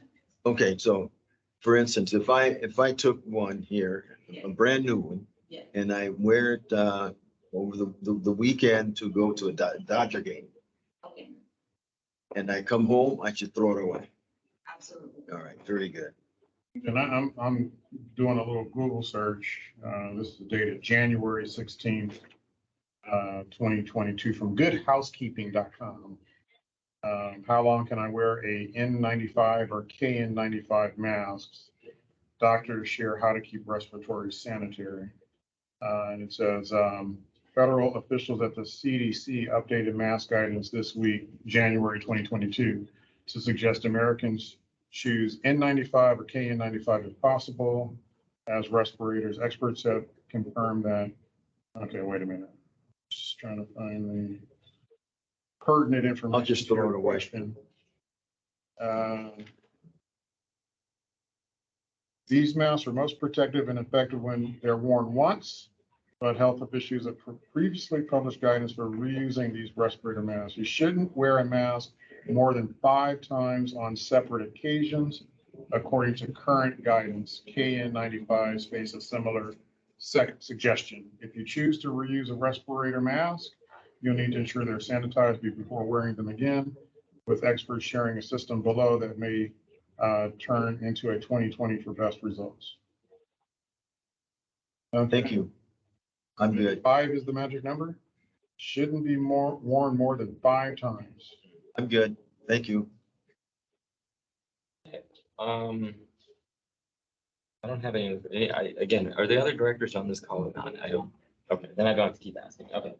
So, more to come. So next month, you'll bring something back for us to discuss on the potential hybrid schedule, et cetera, et cetera. So sounds good. Thank you, Michelle, very much. Next item will be 6B as in boy, the West Basin headquarters relocation update. Yes, and we have Margaret Mosier who will take the lead on that report. Yes, and this item begins on page 338 for you. And again, I just have some regular updates for you, the key areas of focus. So if you turn your attention to page 38, the key areas of focus, first of all, is on the real estate recommendation. You heard that item earlier today. My apologies on the table. I will fix that and it'll be corrected for the board meeting discussion on June 27th. On the second item, there was some discussion at last month's FNA meeting, Finance and Administration meeting, as it relates to the other proposal that we had out there, RFP, I should say, that we had out there. And this is for the architectural and engineering services. The board had asked for staff to do a little bit more input and survey, if you will, of its employees first before we put our recommendation forward for an A&E consultant. That said, I just wanted to share with the board that we did receive 5 proposals on May 10th, and that we were going to, like I said, bring a recommendation to you here in June. That has now been deferred. Those proposals are valid for 120 days, so we are hoping to make sure that we can get that feedback to you. It's my understanding that a meeting has been scheduled, a special board meeting has been scheduled for the board to review this option. I believe it's on July 9th. Saturday, July 9th, yeah. July 9th. It hasn't been formally scheduled, but tentatively that's been identified as the date when the board would be able to convene. And so with that input there, and if that still works in there, we could still then be able to bring forth a recommendation if that is still a desire of the board to take a look at those 5 proposals. But again, we'll wait till that input from the board in July before we move forward on that. Turning to page 339, the other part of the update is looking at that roadmap and timeline. And again, I think that discussion in that July timeframe will certainly help us there. I'm sorry, I skipped number 3, which is to provide impact as it relates to sort of the scoping needs and all that. And so a survey is being put together and is being evaluated by the managers. Hopefully we will be able to get that out next week, have it out for a short bit of time for employees to respond, so that we'll have that information for you as well for your July special board meeting. And the other items as identified there, just talk about the capital projects. And as you had heard earlier, each of those projects will be vetted with the general manager prior to proceeding. And that concludes my report here for the relocation efforts. Williams, any questions? Questions? A lot will hinge on special board when we talk to figure out direction. Okay, very good. Thank you, Margaret. Continue on to the next item, which is our monthly financial report, item 6C is in cap. Okay, we have Mary Ann who will give us the financial report for today. So please. Thank you, Greg. Good afternoon once again, Chairman Houston, Director Williams. I'll try to be brief as I know we've gone on for a couple hours now. As Greg mentioned, this is item 6C. It begins in your packet, page 341, but I'm going to have you, if you can, skip to page 343. This is your monthly demands for the month of May. It does include all payments, all the operating. Sure. Oh, of course. Yeah. And it includes all the operating costs for the district through the month of May. I would just jump to the end. There was approximately 17 million that we spent during the month, quite a bit more than last month. Last month, if you recall, we had a couple of special payments in there. This month was very ordinary, and I don't have any items to note in here, but I'd be happy to answer or pull any demands if you like. Any questions? No, thank you. All right, go ahead. Okay, so moving on to item 6CB, this is your cash and investment report. Again, this is as of May 31st, 2022. Again, I'll keep it brief. Just want to note that we are at 81.6 million in market value. Thinking about safety, liquidity, yield, you'll see in the pie chart to the right, we have, as far as our safety, you see quite a bit of invested in securities, I should say US Treasury and agencies, as well as liquidity. You'll see we have also money in our LAIF account that we use on a daily basis to pay ongoing expenses. So that's that. Another item I'd like to point out is on page 352. This is your monthly transactions. You'll see it this month. We had one purchase of a callable note. We had a couple of calls. Those are made when institutions feel like they want to call them back, maybe interest or whatever reasons they might find more attractive. They call those notes, and so we have two of those for the month, and there was one maturity during the month. The other item I want to mention, starting in page 353, is under holdings. We do have our small and community program, investment program, and we'll have one of our banks presenting next month. We did invite Malaga Bank to come to your July committee meeting, so we hope to have a presentation at that time. They do have a CD that will be maturing at the end of July. And that's included, if you want to see specifically, that's included on 354 of the packet.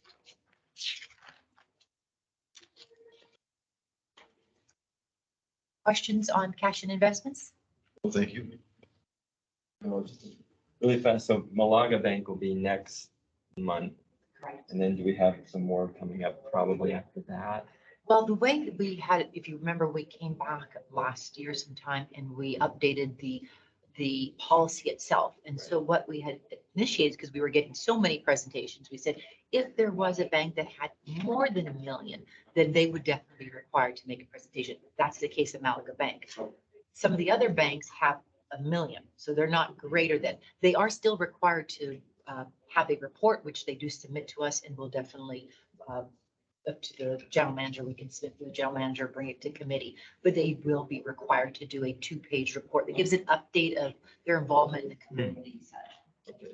And I will just comment there that one of the things that Mary and I just discussed, that, post-budget, we do want to take a look at our small and community bank program. It's been a while since we've gone out there to see if there's other interested banks that might be interested, maybe level set some of the deposits that we have, because they're not necessarily consistent, and really make sure that we're focusing in into our community as well. So more to come on our small and community bank program. I'm not saying that it will necessarily be July, but we hope to bring it to you in the next few months. Off the top of my head, I think it would be good that even if later in the next month or two, what have you, we do get maybe just a synopsis report of who all the community banks are. And sure, and we can certainly do like an overall presentation as it relates to that, and maybe some strategies or approach to sort of see how we can expand sort of where it is. Because again, we have presence in some divisions, not all divisions. We have, and things have changed over the period of time. And so it's been a while since we've really had some focus in on this area. And as we wrap up on the budget season, we are more than happy to dedicate some time here. That would, by the way, tee up the conversation of how we need to potentially review that again or whatever. Right, yeah, because certainly it was our intent to do these things, and then as we looked at it, we're like, now there's only like one bank that's making a presentation versus the 5 that we had before. Right. So and so we want to be respectful of everybody's time, but at the same time, make sure that you understand the good works that our small and community bank program. Yes, and really quickly on that note, because again, the banking scene has changed more last couple of years. I don't even know which, some of these banks may or may not be present or around, and then some new players are in. Well, and it's interesting, even one of our banks, Broadway Federal, has a new name now, so it's kind of like, go figure, What is their name? Which one are they now? City First. Like CITI, like Citibank? Yeah, yes. Yeah, so, or CITY, but yes. Yeah, sorry, yes. And so, there's just been some name changes and the likes there. So we're happy to, like I said, take some time to really evaluate how our program is looking and making sure that we have a a good diversified approach to it. One last question, Lisa. Credit unions, are credit unions eligible or not? I don't think we really. We would have to go back and look at the criteria there and see where it is. They need to have certain criteria met. I can go back, but I think, you know, there may be exceptions that could be done with the board. There is that sort of caveat, you know, and if not, if don't meet criteria 1 or 2, you can meet any other criteria. So we can certainly explore that too. But let us first explore those that are FDIC insured, because that's most important to us to make sure those investments are insured, or if they're participating in the CDARS program, which, by the way, they've also, the parent company has also now changed their names there too. So lots of change, like, as you mentioned. So in an upcoming meeting, at some point, you all will. Yeah. We'll get you there. New lay of the land. Yeah, exactly. Sounds good. Any questions? I'm good, thanks. He's probably like, please stop asking me questions. Okay, let's keep moving. Okay, so let's move on to your monthly sales report. This was a handout this month. We completed the bills Friday when the packets went out, so unfortunately we could not get you the report in the packet that you have it today. Yes. Got it. So let's start at the very top is your imported retail sales. Just as a reminder, we had budgeted 103,000 for the year. For the year to date, we are at 94,935. So we're slightly above budget, about 1,000 acre feet, and really close to last year, about 165 acre feet above last year. For the month, we did quite well. We're about 110 acre feet over the month for May, and just right on par with last year at the same time. Just, I always look at rainfall. There was no rain last May, no rain this May. Temperature was similar, actually was a little bit warmer this year by like a couple, not even a degree. So very similar both months, May 21 and May 22. I did look at groundwater injection. Unfortunately, we don't have May yet. It's through April, and we are tracking pretty close to last year, not just a little bit over. So some of the things that do affect our water sales. And then moving down to the bottom of the page, we have our imported barrier sales. The story has continued on and will continue probably through the end of the year. We did have a large amount of water that we injected into the West Coast barrier because we were unable to produce the recycled water for the barrier. So you can see we had 770 acre feet for the month of May. 538 of that was to the West Coast barrier. The remaining 232 was injected into the Dominguez Gap. So on a year-to-date basis, you can see we're exceeding the budget by almost 3 times. And then moving on to your recycled water sales. And at the top of the page is our budget is 34.2. Unfortunately, we did have the event earlier in the year with the Hyperion spill, and so we have not been able to regain back to where we'd hoped to with the budget. So currently the year to date is at 21,400 acre feet. We're about 9,800 acre feet below budget. At the bottom, you can see a breakdown. We try to break into the 3 categories: barrier sales, refineries, and the disinfectant tertiary.